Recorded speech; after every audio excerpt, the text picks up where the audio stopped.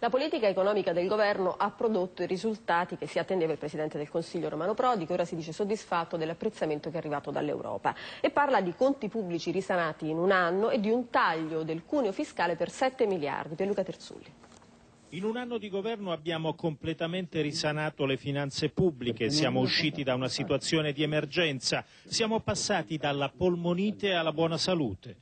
Romano Prodi usa questa immagine al convegno di Business International per spiegare che la ripresa è in atto e l'Italia ha tutte le possibilità di sfruttarla al meglio. Il Presidente del Consiglio prevede per l'anno in corso un rapporto deficit-PIL al 2,3%. Abbiamo ridotto il costo del lavoro di 7 miliardi di euro, spiega. Mi auguro che queste risorse vengano investite in innovazione, ricerca e sviluppo. Non siamo ancora all'eliminazione dell'ICI, come chiede Rutelli, ma il Presidente del Consiglio indica una nuova rotta. Dopo i sacrifici è tempo di ridurre la pressione fiscale. Quanto alla vicenda Telecom, Prodi tiene a confutare accuse di protezionismo contro investitori stranieri.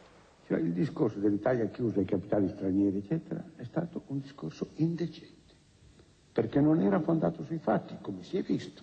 Dall'economia alla politica, il Presidente del Consiglio preannuncia per venerdì un vertice sul Partito Democratico, tema a proposito del quale smentisce dissidi con i DS. C'è una collaborazione con Fassino e con gli altri DS assolutamente quotidiana, senza problemi. Il Partito Democratico fa passi in avanti davvero e riusciremo, secondo me, a fare una grandissima assemblea popolare.